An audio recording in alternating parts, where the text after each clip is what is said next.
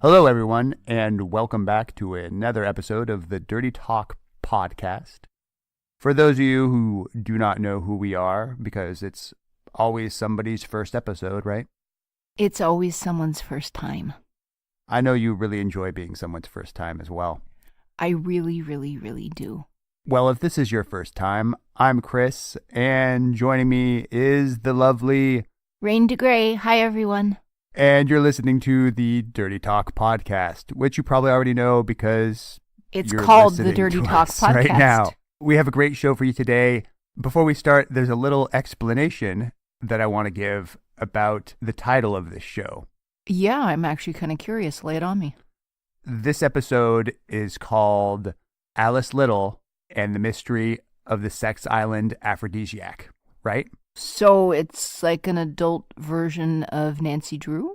Well, they're two mutually exclusive things. We do have an interview with Alice Little coming up towards the second half of the show, and the Sex Island Aphrodisiac mystery is a completely separate thing.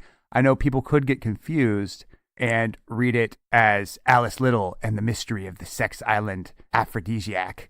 So Alice Little is not hanging out on the sex island full of aphrodisiac. Alice Little has nothing to do with Sex Island or aphrodisiacs that we know of. She has a lot to do with sex. Well, just in case anybody thinks that the two are connected, you should be reading the title of this episode, Alice Little and the Mystery of the Sex Island Aphrodisiac. Thank you for clarifying that. I'm sure Alice Little appreciates it. Exactly. That's why I'm doing this disclaimer, just in case nobody comes back and be like, hey, wait a minute. This has nothing to do with me or anything I've ever done. I am on the sex island and there is no Alice Little. What the fuck? Exactly. That being said, you ready to get right into it? I was born ready. All right, let's go balls deep into this episode. Ooh. Before we start talking about this mysterious sex island and the aphrodisiac that quite possibly could be consumed on this island, we have some call-in questions for you. We always put out a call for call-in questions. Not all of the things that people call and leave are necessarily something we can use on an episode, but today we have a few that we can, so we are going to cover them. And a lot of times people just call and hang up when you don't answer. We get, I'd have to say, I'm not even going to give a percentage because it'll be kind of depressing. But if you listen to this podcast, we'll just say a majority. A majority. I'm not going to go into percentages, but every time we do this podcast, we put in a call for questions and people call. Oh, yes, they do. And they leave no messages and they hang up when they realize I'm not going to pick up on the other end. Let me reiterate once again, it is just a service to leave your message. I will not be picking up. And if that's why you call, you're going to be disappointed. I'm sorry about that. Before we do get to the questions, though, I do want to remind everybody that you can call in with your own questions or comments or anything else that's on your mind, and you might be featured on the podcast in the future. In order to do that, you just need to simply call our call-in phone line. And what is that call-in phone line, Mr. Gray? The call-in phone line is 614-733-4739. Or for the layman, you can just dial 614-R-DeGrey. That is 614-RDEGREY. Ready for your first question? Oh, yes. Here you go. Hi, Ryan. Okay. So there are a lot of people now who have come to prefer masturbation and pornography to having actual physical sex. And I would like to know what your opinion is of that, and I'd like to see your commentary later on. Thank you. Evidently, this gentleman didn't feel that question was clear enough, so he felt the necessity to call in the next day to try and clarify this question. I'm calling back because it occurred to me that my message might not be intelligible. My question was, I know there's an ongoing social phenomena around the world where a lot of people are like giving up on having an actual physical relationship, and they were turning to strictly to pornography for their, sexual needs. And I was interested in what you would have to say about that, Rain DeGray. Thanks. Well, Mr. Gray, your thoughts on masturbation as a substitute for relationships? I'm actually really glad that you called in and asked this question. You are certainly not the first person to have thought of it. I've been asked variations of this question over the years, and there are a number of different factors happening here that I want to break down. In my mind, the first and most important factor is we are in the time of the internet. Never before in the entire course of human history have we had so much unfettered access to masturbatory material. There's so much porn on the internet, it's hard to avoid. Frankly, we're drowning in it. And here's the other thing. Relationships are tricky. Relating to other human beings is tricky. It's always been challenging for all of human history. It's been hard to find other people to relate to. But if you don't have an ocean of porn available, 100 years ago, 1,000 years ago, you had to make the effort of relating to another human being or masturbating. And of course, people did masturbate. But the fact that there is so much porn around, frankly, makes it easier. Even if I don't want to do a relationship, say you're like, okay, that's too much effort. I don't want to deal with the emotional entanglement. I'm horny. Let me go find a sex worker. Let me go to a strip club. Let me find an escort. Let me get a lap dance. Let me go to a massage parlor. That takes a lot of work. You got to get dressed. You got to leave your house. You got to go to the venue. It's probably going to cost a lot of money. And I personally believe that one of the reasons that more and more people are falling into the option of staying home in comfortable pajamas, and you can pull up any single sexual thing you can possibly imagine from the comfort of your bed lying in pajamas. It takes effort to go meet another human being, and if you go to have a sexual interaction with them, it can be disappointing, it can be awkward, it could be expensive, not even if they're a sex worker, but if it's a relationship, you got to take someone out to dinner. They might expect presents. They want your time. Sitting at home in your pajamas masturbating is frankly one of the easiest ways that you can get your sexual urges met. And now that we have such a wealth of masturbatory fuel available, I'm in no way surprised that more people are opting not to do the effort of trying to bother with relationships.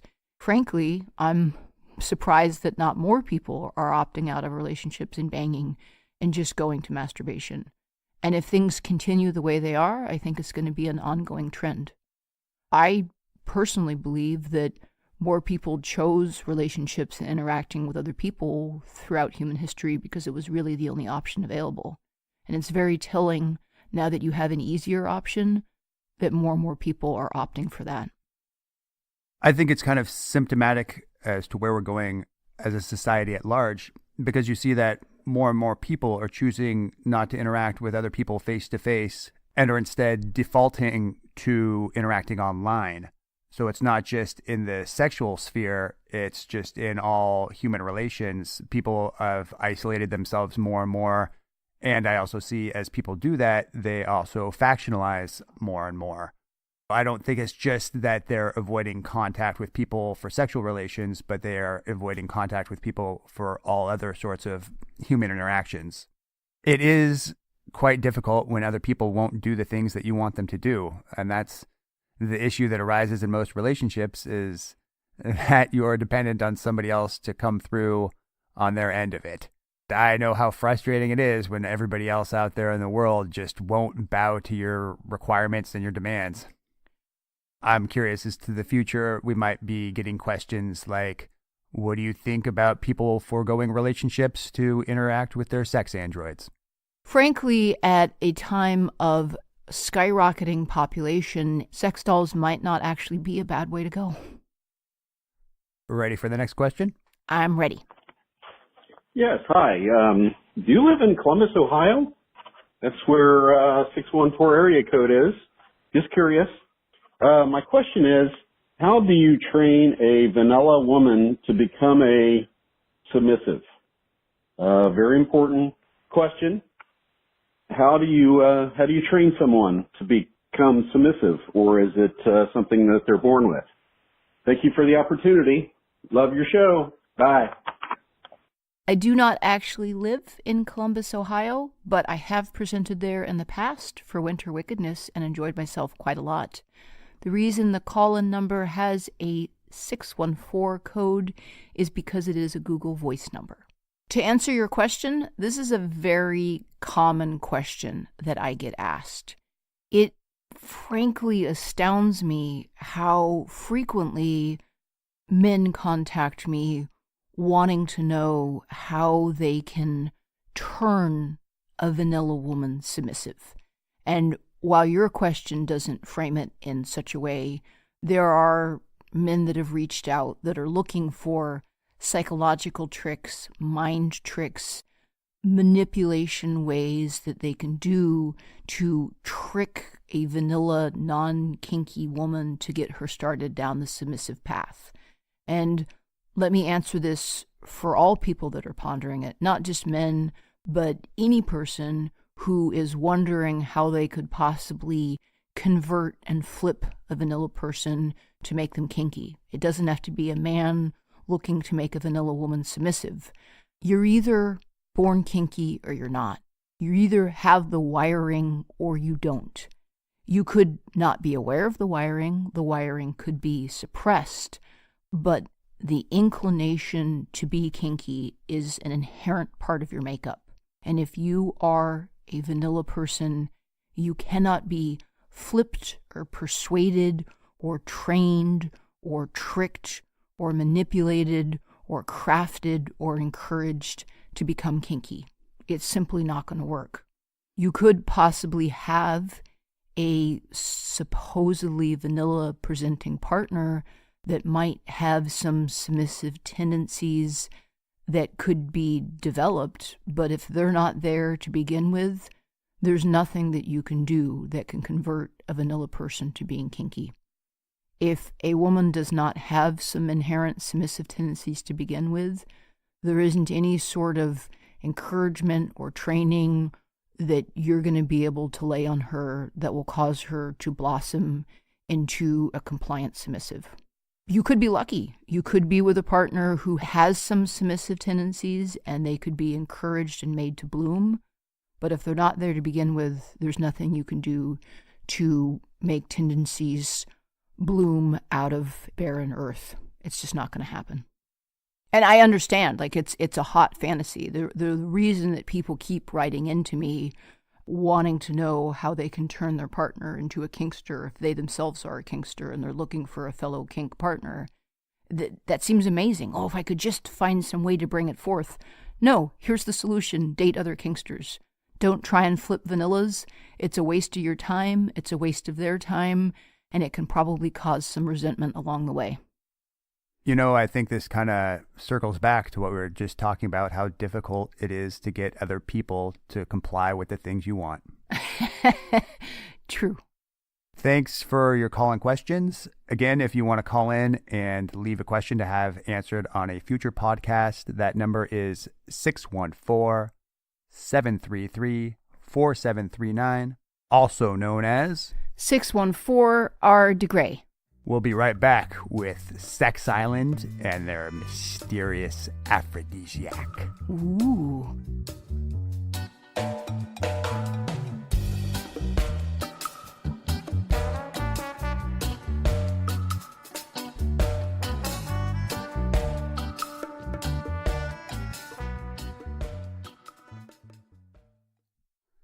From the sick and dirty minds that brought you such intriguing podcast episodes as Amateur Porn Group Play Dynamics with Naked Mole Rats, Nina Hartley and the Search for Average Size Black Cock, and Karate Chopping Raccoons while exploring erotic humiliation, comes Dirty Talk After Hours.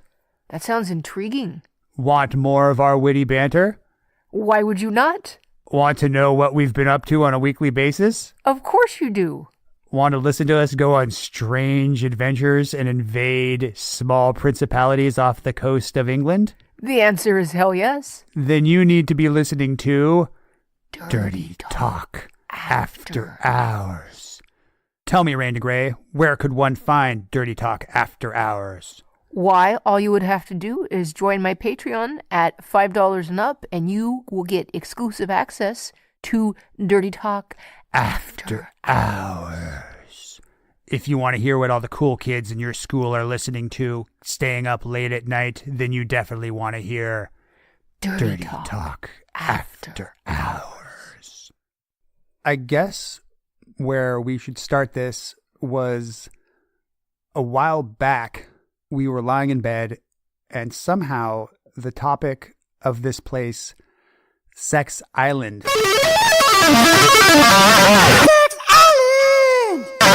came up, and you started telling me about it. How would you describe it?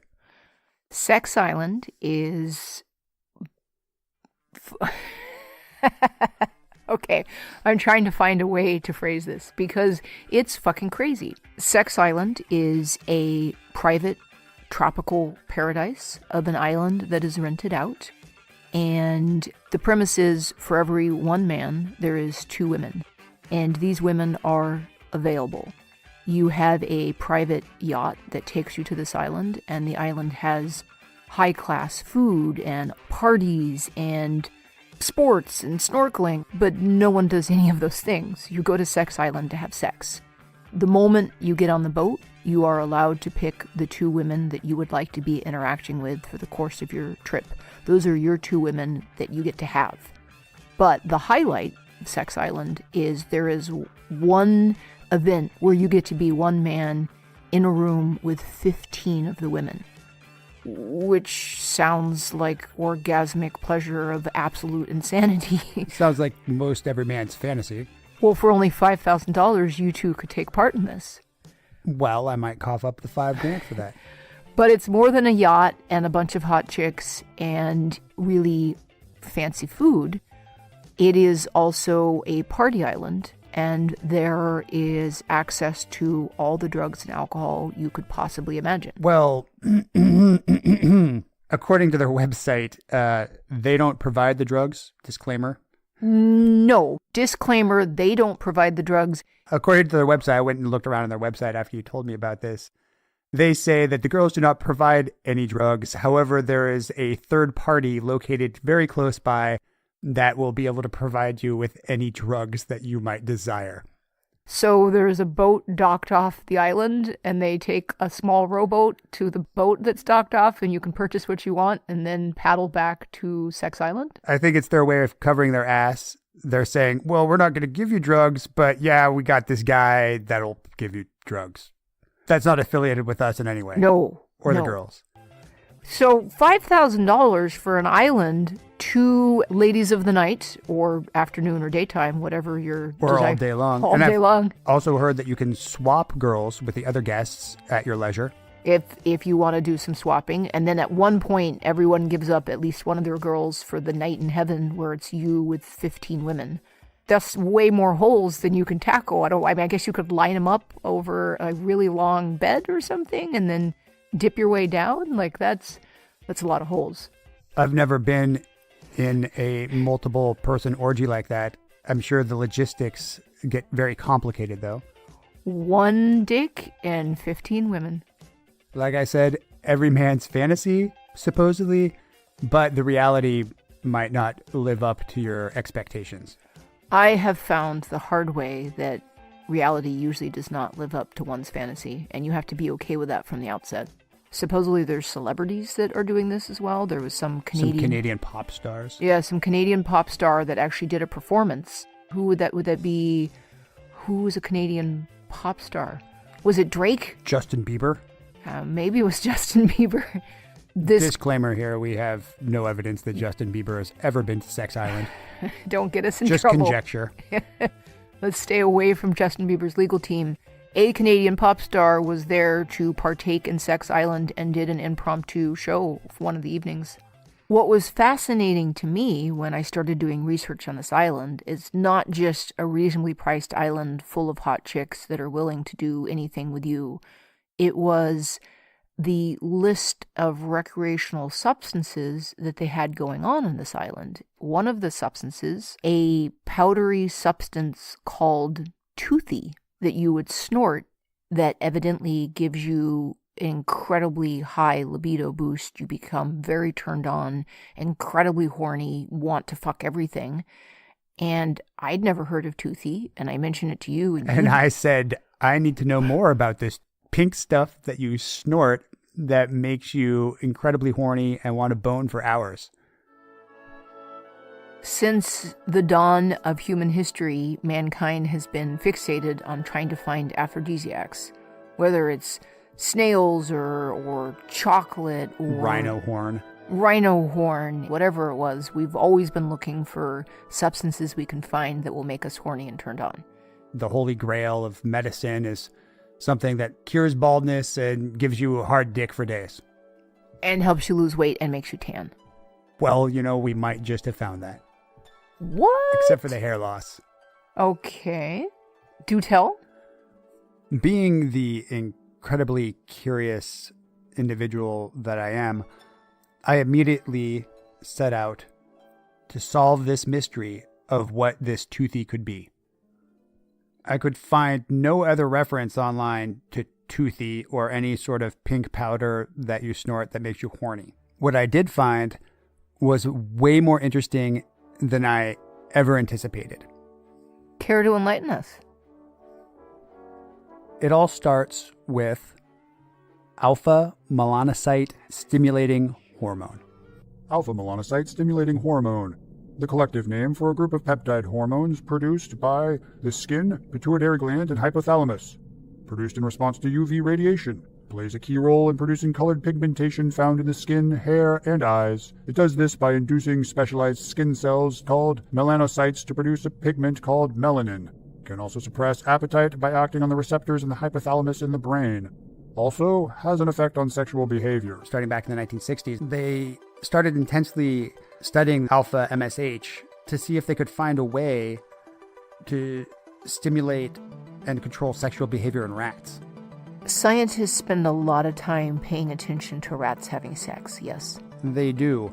And what they found was that the subcutaneous injections of this increased lordosis behavior in the female rats. What exactly is lordosis behavior? Lordosis behavior is essentially when a mammal is in heat.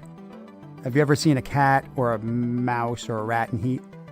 I have a cat who's been in heat and has been yowling outside my bedroom window at 3 a.m. for the past couple of days, desperately begging for cock. And I really wish she'd get laid because it's so loud and annoying and I can't sleep. If there's any willing cat cock out there, please go to Rain's house. Hook this desperate cat up, man. She is in need. It's also called presenting. They lower down, they raise their haunches, essentially making their partner aware that they are ready for copulation. So they're waving their genitals about. Pretty much. Saying, hey, look at me over here. I'm all ready. Look at me. I want to be mounted. This is a reflex that a lot of mammals have when they are ready to be mated and they go into heat. Human beings don't do it anymore. We don't go into heat. Some of the research I found was that it's because of the increased corticalization of the brain, which basically means that our brains have gotten really big, and this instinct has been bred out of us. We don't go into this lordosis anymore. We're just horny and available to mate all the time. Pretty much on a monthly basis. Along with the elimination of lordosis, we also aren't necessarily receptive to different pheromones or hormones anymore. Mating isn't just an instinctual act. There's a lot more involved mentally with human beings when we mate. A 2017 study where they tracked eye movement found that the slight thrusting out of a woman's back influences how attractive others perceive her to be. So they think that there's a latent lordosis signal in our brain The reflexive lordos's posture is not exhibited by human females, and receptivity is not passive or obligatory.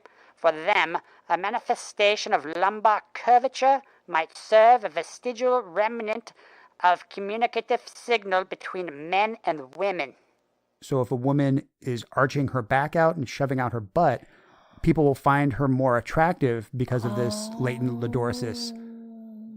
Interesting. What about poor people like me with few spines who can't shove out their butt at all? There was a anthropologist named Helen Fisher who speculates that the reason why we find high heels attractive is because it raises the butt and kind of forces people's backs and asses out in that curved way.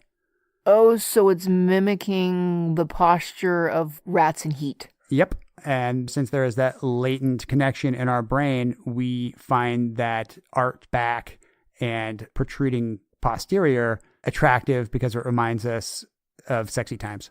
I should say, whenever I'm standing near anyone that's shaped like a jelly bean and has that arched back and the butt protruding out, it's very, very, very captivating. I didn't know that it was speaking to some deep and primal part of my brain, but that makes sense. This brings us to the University of Arizona, of course.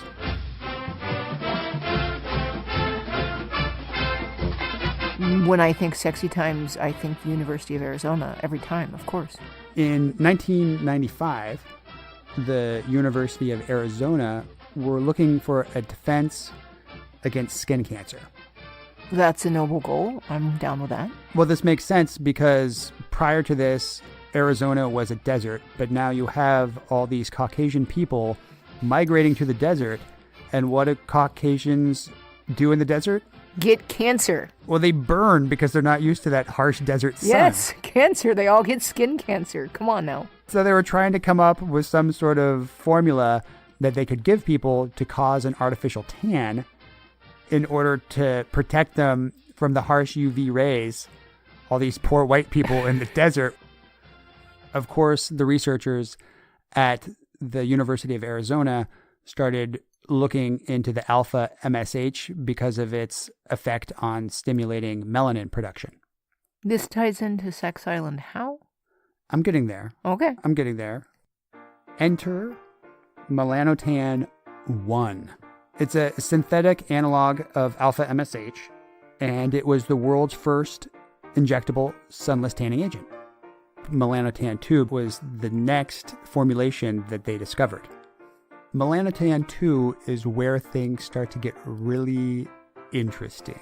And tan, very tan. Yes. During early research, one of the scientists who was conducting experiments on himself accidentally injected twice the dose he had intended and got an 8-hour erection. So he's looking to get tan, but he shoots himself with this stuff, and all of a sudden his dick is hard for 8 hours. Okay, first off, what sort of scientist is randomly injecting himself? Like, I get it, he's very committed to science, but I'm very amused, and also 8 hours of erection sounds like that could be troubling. You could have some blood issues. But along with this 8-hour erection, he also experienced extreme nausea and vomiting. So he's got a boner and he can't stop puking. Yep, I could just imagine him in the bathroom, just rock hard dick, puking into the toilet. Oh, what the hell? In the name of science! Oh. Further study of this new compound found that it not only produced a nice tan like melanotan 1, it also had some side effects. Like 8-hour boners? Yeah. Unlike melanotan 1, it also appeared to facilitate weight loss, increase sexual appetite, and act as an anti-inflammatory too.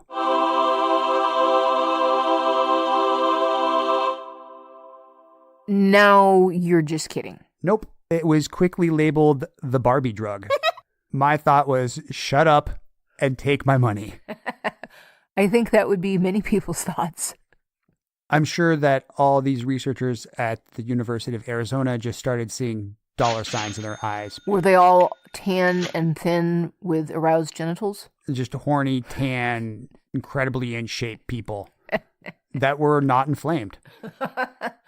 Well, you don't want to be inflamed. That's bad news bears.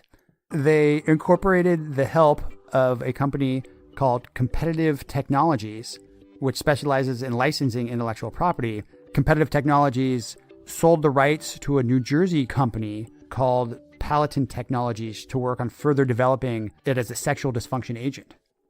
However, Palatine Technologies saw what they had and they said to themselves, oh, no. We're not just going to develop this melanotan too.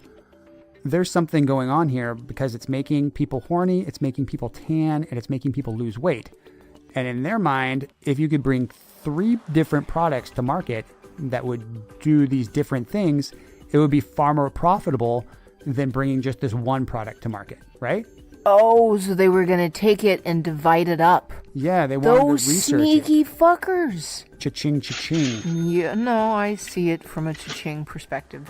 So in the year 2000, Palatine ceased working on melanotan 2 altogether, and they started researching to break down the different components that would cause these different effects. Competitive Technologies found out what they were doing, and they sued Palatine for breach of contract because they said, hey, what's going on? We hired you guys to research this product so we could bring it to market. Palatine took it, started dividing it up and making their own compounds, which were chemically different enough that they could acquire patents on these new chemicals. Oh, I'd be furious. That's so sneaky and fucked up. Of course, Competitive Technologies sues them for breach of contract and says, no, we're the rightful owners of all these new chemicals that you've created. Well, yeah, because they wouldn't have been creating them without them getting the formula first. One of the very first compounds Palatine came up with was something they called peptide 141, or PT-141 for short. When they first started testing this new substance, PT-141, the results were extremely exciting. No pun intended. Exciting how? As one of the head researchers explains it, you dose and you watch and you count every time the penis of a subject rat emerges stiff and ready. Observers mark down the event in a notebook. The subject, all naive adults whose last contact with a female was on the day their mothers weaned them, seem to have, if anything, slightly less curiosity about their spontaneously generated boners than the researchers. So are you getting this? So you go to school and you work really hard and you get a degree. Yeah. You become a scientist. Yeah. And then you hang out in a lab. In your white coat. Well, very important to have a white coat. Of course. And you wait for male rats to be born. Yep. And the second the male rats are off the teat, you separate them from the mother, keep them completely isolated. You've got to make sure they have no contact with female rats whatsoever. And then you take these virgin, inexperienced boy rats and inject them full of chemicals that give them rat boners. Big, hard rat boners, yep. Throbbing rat boners. And then it's your job to sit there with your clipboard and mark every time the rat gets a hard-on. I worked hard for my degree. And boner number 57. Exactly. This is what you do day in and day out to test the substance. You know how you take your work home with you? Even when you're at home, you're thinking about work? I'm wondering if these scientists were at home trying to sleep and in their mind they're counting rat boners and they can't even stop themselves. It'd be like counting sheep, right? But instead, it's virgin rat boners hopping over a fence. I close my eyes and all I see is rat cock. Well, I'm just wondering how this conversation works out with their parents. Like, oh, we spent all this money sending you to school, and what are you doing with that expensive education? Counting rat boners, Ma. They also started testing this PT-141 on female rats as well, and the tests were just as promising. They showed a marked increase in sexual solicitation behavior, returning after copulation, and female mounting behavior. Female mounting? Female mounting. So it's a rare thing that a female rat would mount a male rat in anticipation for sex. But if you see some of the studies that we're linking to, you'll see that it basically skyrockets on some of the higher doses where there is no female mounting behavior, whatever. And then they give them a decent dose of this stuff and they're just jumping on the males, begging for it. So they're running around dry humping the men. They're so desperate for the dick. Yeah. Wow.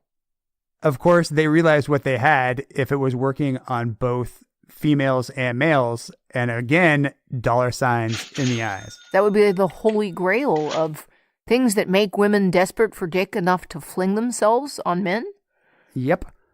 And they were embroiled in this lawsuit with Competitive Technologies, which they eventually won for the low bargain basement price of $800,000.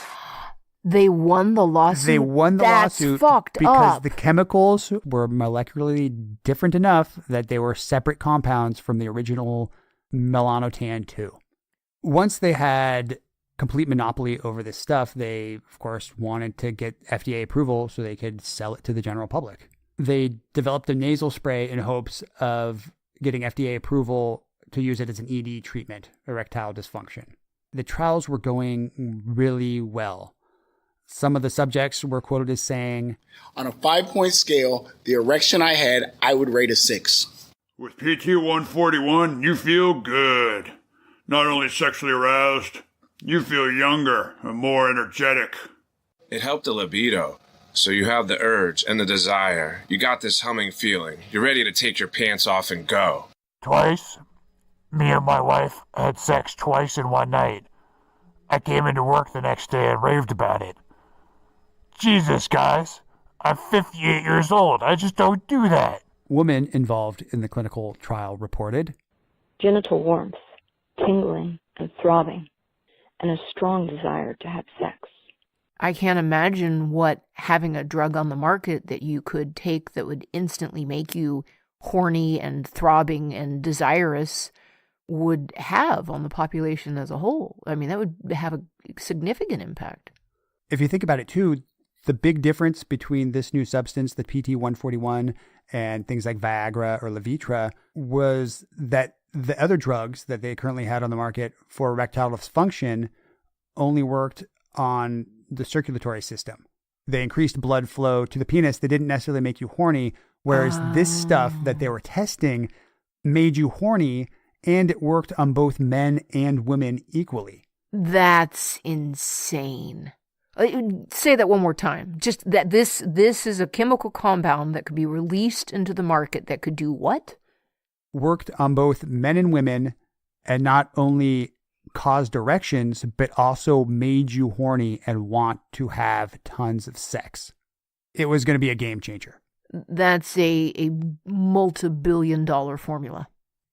This brings us to 2007. What happens in 2007? This new substance, which they had renamed bremelanotide, was about to enter phase 3 clinical trials for FDA approval. What are phase 3 clinical trials?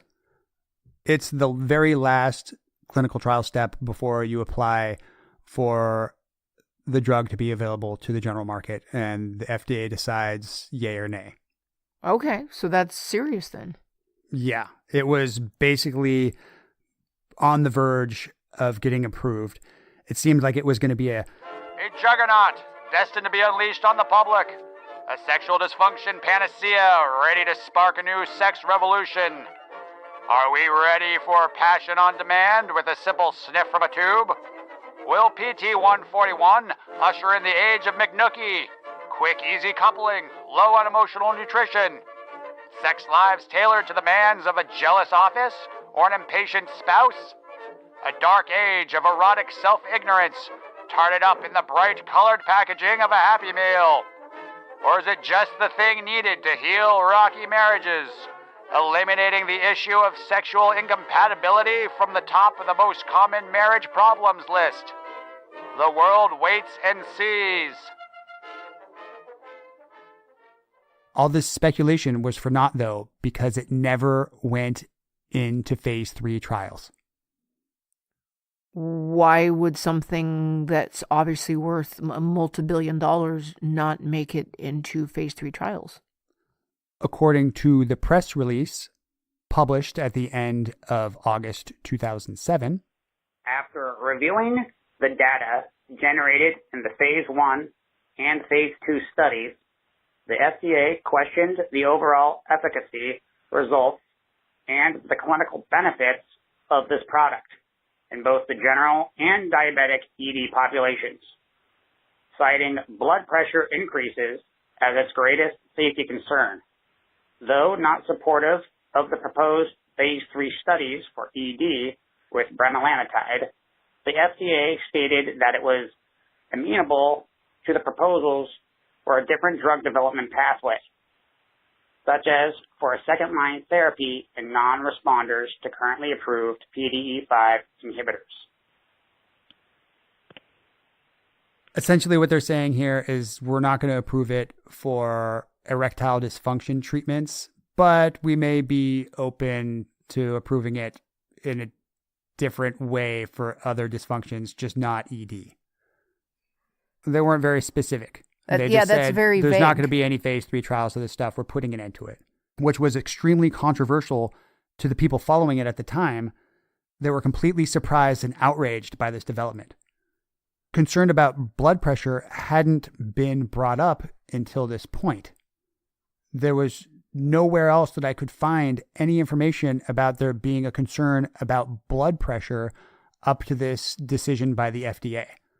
It sounds like blood pressure concerns were an excuse they used Possibly to a red suppress herring. something. According to some insider reports coming out of the company after this decision, maybe 2% of the test population experienced any increase in blood pressure. 2%, but way more percentage have really nasty side effects off Viagra. That's what further compounded their confusion, because Viagra, which was, of course, going to be one of the main drugs that this new drug was going to be competing with, had a whole huge list of side effects. On the 100 milligram dose of Viagra, 28% of the people that took it experienced headaches, 18% experienced flushing, and 11% had abnormal vision, which ranged anywhere from a slight color tinge to temporary blindness. What also confused me was that there was a report from CNN about melanotan 2 in 1999 when they started studying it for its sexual assistance benefits. And the report states, does not appear to affect blood pressure adversely as Viagra can. So, its promoters say it should be safe for just about anyone. Some people even speculated that Pfizer, who of course is the maker of Viagra, might have had a hand in influencing the FDA's decision about bremelanotide. They were already losing some market share because these new drugs like Cialis and Levitra had been approved, and they worked in the same way that Viagra worked. And of course, if this new drug was going to blow them all out of the water and make you horny and give you a hard dick, they were basically being threatened of losing the $1.7 billion they were going to be making per year on Viagra. I would say that over $1 billion is a pretty strong motivating factor, yes. Other people pointed to the fact that the FDA said that they were open to, quote unquote, other avenues of developing this drug unrelated to the general ED market. So essentially, don't touch the blue awesomeness of Viagra, and as long as you leave Viagra alone, we will let you go forward on this? Well, this is just speculation here. We can't say that Pfizer actually did this, but there could be a strong case against it. If I had $1.7 billion a year in profits that I was making off something, I think I would do something to protect that. Legally, we're not saying that Pfizer did it. Off the record.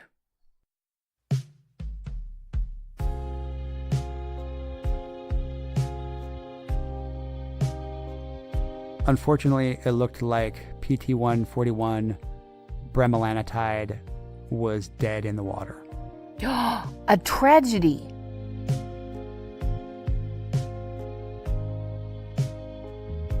However, there is a new hope. New hope?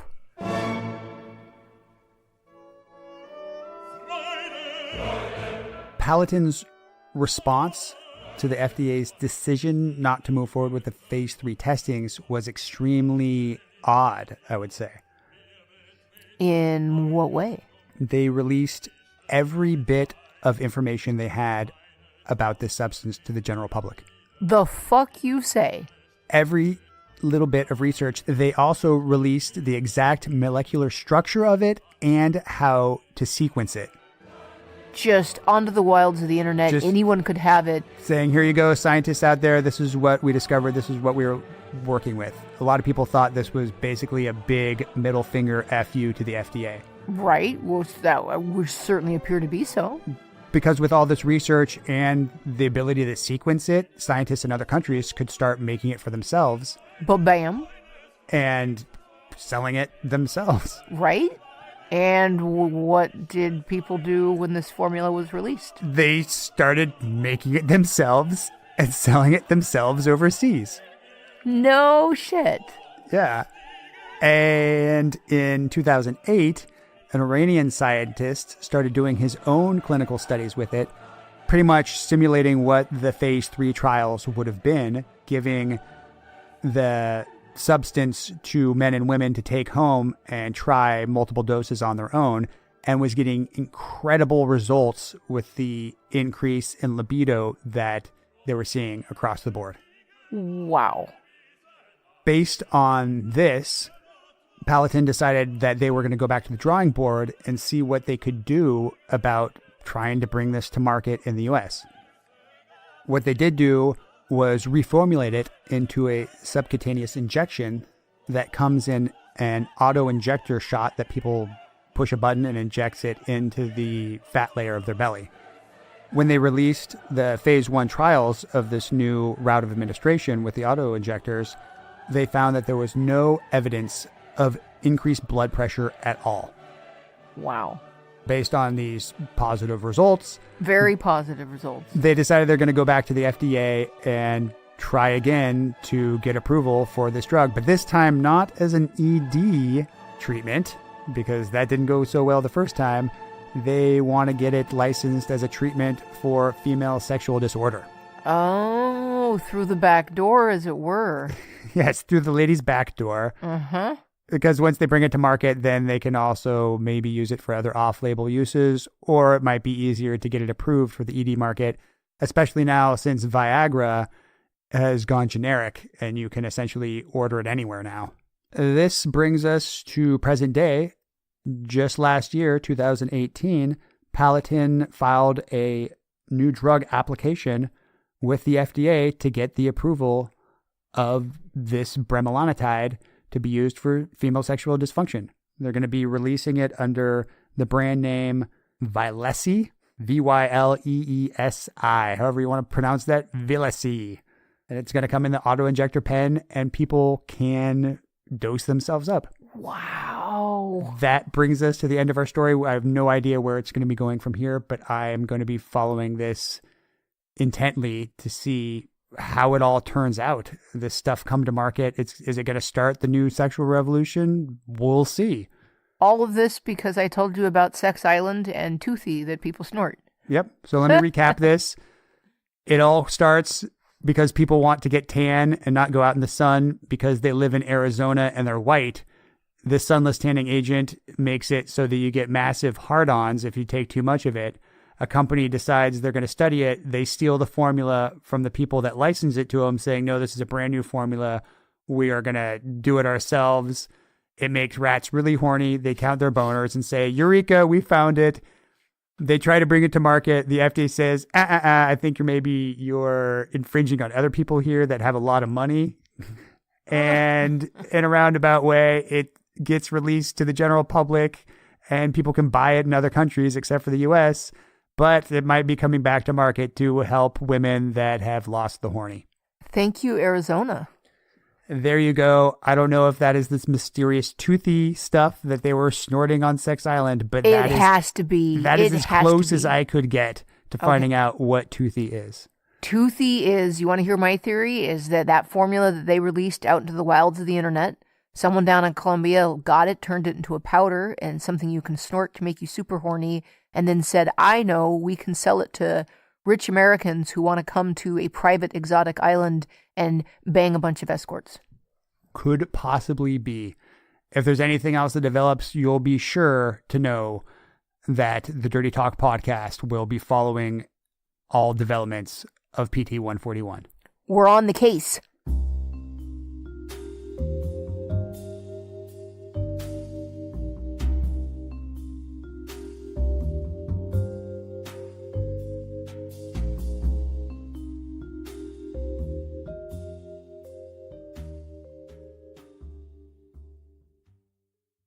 Just in case our listeners are not already aware, we don't just do a podcast. We also do a bi-monthly advice column. If you haven't had a chance yet, I encourage you to go to raindegrade.com, where you can listen to all the past episodes of the Dirty Talk podcast, as well as check out the Dirty Talk advice column. I also have other articles up there, the classes that I'm doing, and all of my social media. If you want to keep abreast on all of my doings, you can also go to the website and sign up for my monthly newsletter. Okay, so where do you would like to hear? Hello? Hello. Hello. Hi, how are you? We're doing a little while ago, we had the pleasure of sitting down and chatting with this woman. Hello, I am Alice Little, and I am the country's most successful legal sex worker, and I work out of the Moonlight Bunny Ranch in Carson City, Nevada. The most successful. I am the most successful legal sex worker in the entirety of North America, even, which is kind of insane to say, but I recently found out that it is so. Is this success based on monetary success or number of patrons served? Based off of monetary success as well as number of requests. Tell us what the Bunny Ranch is and how you would describe it to somebody that had never heard of it before. So the Moonlight Bunny Ranch is one of America's legal brothels. Here in America, we do in fact have a form of legal sex work. It exists only in Nevada and only through the legal brothels. A brothel is a licensed property that is specifically dedicated for the expressed purpose of legalized sex work. Each lady working at the brothel has her own individual license, which she obtains from the sheriff, and part of that process actually involves an FBI fingerprint and background check.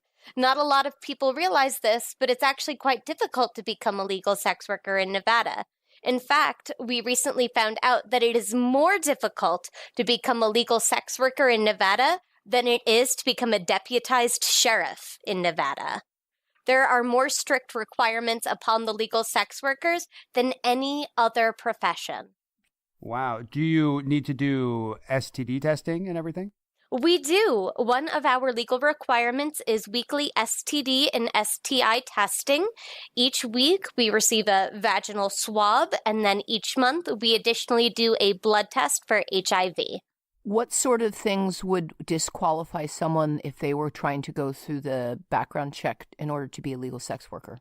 Interestingly enough, there are quite a lot of things that would disqualify you from being a legal sex worker, one of which is a charge for illegal prostitution. So if you have ever been caught working illegally, you become disqualified from working legally. Additionally, you cannot have any money laundering charges. You cannot have any back tax or tax-related charges. You cannot have any drug-related charges, any theft-related charges, no felonies, and you cannot be behind on child support if that's something you are legally required to pay. So it's a very extensive process in order to meet the requirements. You have to be fairly squeaky clean. 100%. And as a part of the background check, you have to document any and all instances, including traffic tickets that you may have received in the past 5 years. It's really an exhaustive process. Wait, you have to disclose your traffic tickets? Yes. Any violations, you are supposed to disclose anything and everything just in case, because if you miss something and it shows up on your record, for example, you get pulled over and your insurance is out of date. Well, you have to make note of that because it could show up on your record. And that, if it's not documented, would be a disqualifier from being able to work legally. So a literal unpaid parking ticket could disqualify someone if they do not mention it as part of their background check. You would lose your whole livelihood just because of one missed infraction. Precisely. So it really is an extensive process that they take quite seriously. It's handled by the local sheriff's department, and we pride ourselves on the fact that we abide by this incredibly stringent set of laws. Do you think that they make it so difficult as to dissuade people from joining the profession? I'm not so sure if it's to dissuade people from joining the profession so much as those rules were put into place slowly but surely over time due to various perceptions about sex workers. Unfortunately, we are not immune to sex work stigma out here in Nevada just because it's legal. As such, the perception that sex workers may be criminal or criminals is a very real and very inaccurate perception.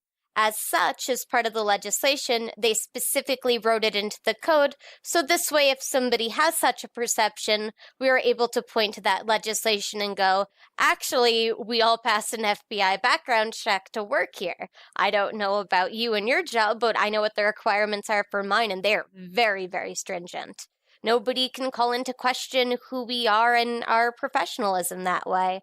If someone were visiting the ranch for the first time, how would you describe the experience to be? Well, there are two different ways that you can go about visiting a legal sex worker at the Bunny Ranch.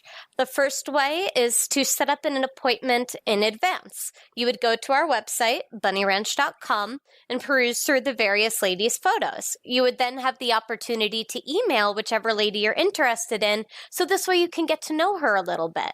You figure pictures are, of course, a nice visual start to see if there's a connection there, but then you have the opportunity to connect with her over email too. Certain ladies, such as myself, are only available by appointment. Because I have so many incoming requests, I choose to see just one person each day, and so I connect with everyone over email first. Other ladies might be available during lineup, which is the other way that you could connect with a lady. Let's say you look at the website and you're not quite sure who you're interested in, and you just want to see who happens to be available that day. So you'll come up to the front gate and you'll ring the bell. Once you come inside, they will double-check your ID to validate that you are of legal age, and then they will do what is called an all-call, where you'll hear a literal bell ring. This allows all of the ladies on shift to know that there is company. Lineups are the process by which the ladies come to the parlor, stand in a line, and then introduce themselves by name to the guest. At that point, after all the ladies have introduced themselves, you'll have an opportunity to take one or more ladies out of lineup and then go on a tour of the facilities. You'll then get to see the whole property, which is quite large, before heading back to the ladies' suite, where you will then negotiate price and services. Of course, keep in mind that you always have the opportunity to go back out to the parlor, have another tour with a different lady, because all the ladies are independent contractors, and as such, all of the ladies do set their own rates and offer whichever services they so choose. Do you ever find people coming in and just window shopping? Every once in a while, yes. The Bunny Ranch is a world-famous location, and as such, we do have tourists that come by wanting to see the property. We always encourage people to come in. Tours are absolutely free and are not obligatory. However, if you choose to take a tour, you're always encouraged to tip the ladies for their time, just to say thank you because, again, we're all independent contractors and no one is paid hourly out of the legal sex workers. A majority of them live at the ranch? Not so much live at the ranch. There are two different options when it comes to working at the Bunny Ranch. The first option is for those that live locally, such as myself. We have the ability to come in, work the duration of our shift or the duration of our appointment, and then return home. Other ladies who live out of state will instead travel to Nevada, work for 2 to 4 weeks before returning home to their home state. When they are not on shift, they can either stay on the property or travel anywhere they so want in Nevada. We do have drivers available for taking the ladies around, and of course, we do not limit anybody as far as where they're allowed to travel. Certain counties do place limitations, believe it or not, on the ladies' ability to travel while off shift. Certain counties require the ladies to remain on the brothel location for the duration of her tour. Those are called lockdown brothels, because quite literally, the ladies have to remain on the premise. Thankfully, though, in Lyon County, where I work, it is not such, and as such, we are able to travel, and, of course, return home at the end of our shift. How many legal brothels are there in Nevada? Oh my gosh, the number right now I want to say is 18 that are currently open and licensed. There are 2 different kinds of brothels. There are major brothel locations, the most famous of which is the Moonlight Bunny Ranch. And then there are rural brothels, which are out in smaller counties in Nevada. Usually those are often outskirt counties such as Elko and Battle Mountain. You are a firecracker. You're a total dynamo. And you're also 4'8", and you look very young. Obviously, you don't have a young brain. You have a lot of drive in you. Do you ever find that there are people that want to session with you or are attracted to you because of how young you appear? And if so, is that something that makes you uncomfortable, or are you okay with it? Oh, I'm very, very comfortable in my own skin. I swear I have looked the same since I was 12. It's kind of ridiculous. But at the end of the day, the reality is that my clients seek me out not for my looks, not for my youthful appearance, not for my height, not for my red hair. They seek me out for my intelligence and my ability to connect on a really genuine and unique level. With that being said, I am open to age play requests, so long as everybody is going into it safe, sane, and consenting. I am open to exploring any fantasies. That's the beauty of it. It is a place where we get to make fantasies happen, even those that others might consider taboo. The reality is that it is a fantasy. We're in a space where I am not underage. Legally, to work at that location, I had to pass a background check, which includes being of age, of course. So if we choose to engage in age play in a purely fantastical setting, why not explore it? It's a safe place to do so. I couldn't agree more. Is that one of the more common requests that you get? Not at all. I very infrequently get that request. What would you say the most common request you have as a provider is? I am most frequently requested for, and I most enjoy providing, the girlfriend experience. I kind of loathe to call it the girlfriend experience because it's become so stereotyped on TV and with the TV shows these days. But that true, genuine, face-to-face interpersonal connectivity, that romance, that's what I love. Does anybody ever ask for the true girlfriend experience where you just lay in bed and eat snacks and watch Netflix? I have definitely done that on more than one occasion, and it is so much fun. While wearing sweatpants? Oh, yeah. That's another, it's a common misconception that all sex workers wear lingerie.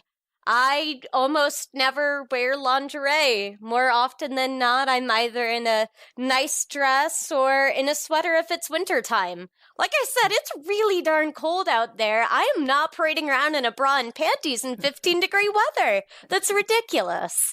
I and would it's hope that the ranch could afford some sort of central heating. Yeah, that too. We definitely have a good heating system. Thank goodness for that.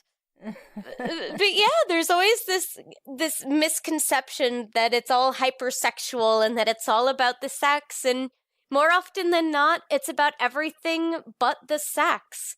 It's about the conversation and the communication and the connection that we get to make.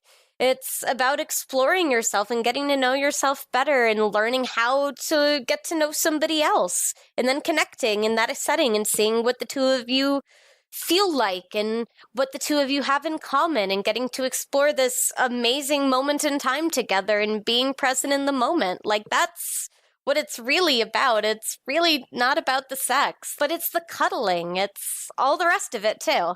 I couldn't agree more. As someone who is a sex provider, it wasn't about the sex. For so many men, having that moment where they can just not feel judged and they can relax and not have to think about work, that's what it was about. It wasn't about the sex. Sex workers are therapists, and I don't think that people realize quite how much we're therapists. That yes, part of it is fucking, but a lot of it is therapy. It is. It's a lot of emotional labor, and so much of it really comes down to getting to make a safe place happen, especially when it comes to gentlemen. In society, we don't allow men to feel things. We don't allow them to feel joy or sadness, arousal or happiness. We limit their emotional spectrum to professionalism, and that's it. If you are a man, you gotta be a manly man.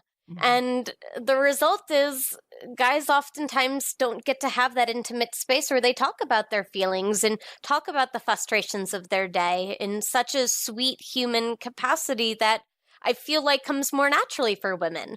We have that shared intimacy with each other at that friendship level. A lot of us have that sisterhood with each other. Whereas I think that guys miss out on a lot of that because of that macho man stigma that we build up to them in America. That as a result, we limit their emotional development. And so there's no opportunity created for release of emotionality or expression of emotionality. And it's so unfortunate. And I think it's a lot to do with why we see so much violence in this country, too, is because we have a lot of lonely, sad, and hurting people that just want to be listened to and understood. I've always had a theory that the only 3 ways that men can get physical contact is fighting, fucking, and sports. And as women, we have the privilege of being able to connect to people physically and mentally and emotionally with much more ease. We don't give men the permission to relax and be vulnerable. And it's such a heavy burden to have to be a manly man at all times. It really, really is. And God, I feel so much so, especially for my clients that are business professionals.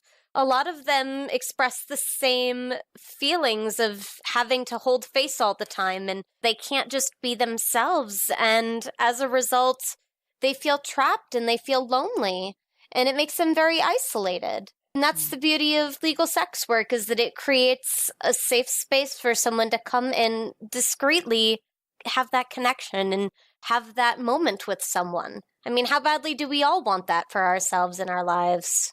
All of us do. It's innate human need. I mean, it's even on Maslow's hierarchy of needs in psychology. We recognize it psychologically, but societally, we won't address the sex need. We'll recognize that there's a need for mental health, and so we have mental health professionals. And we recognize that there's a physical health need, and so we have doctors and nurses. And, there's spiritual health needs, so we've got all of these religious leaders. But then when it comes to sex and intimacy, it's like, all right, America, good luck. Would you like to see sex work completely legalized across all platforms? Absolutely. I think long-term, we do need decriminalization, but realistically, the first step is legalization, and that looks like the expansion of the system that we have in Nevada. We have something that we have data on that we know works and benefits local communities. I personally ran the numbers, and we accounted for 30% of our local county's discretionary budget for the year. Something like $500,000. We were the entirety of the vehicle budget for the sheriff's department. Like, tremendous impact. And that's just 4 brothels in rural Nevada. Imagine what that would look like in all 50 states. I think it would 1/3 of their entire discretionary budget. Yep. 30%. If it wasn't for the legal brothels in Nevada, our cops would be riding around on wild Mustangs and bicycles. Well, because there's not much other industry out there in rural Nevada, is there? That's it. There's us. And gambling. I have 2 more questions. Lay those questions on us. What do you got? First question. Alice Little, is the name a nod to Lewis Carroll? It is 110% a nod to Lewis Carroll. I am a huge Alice in Wonderland fan.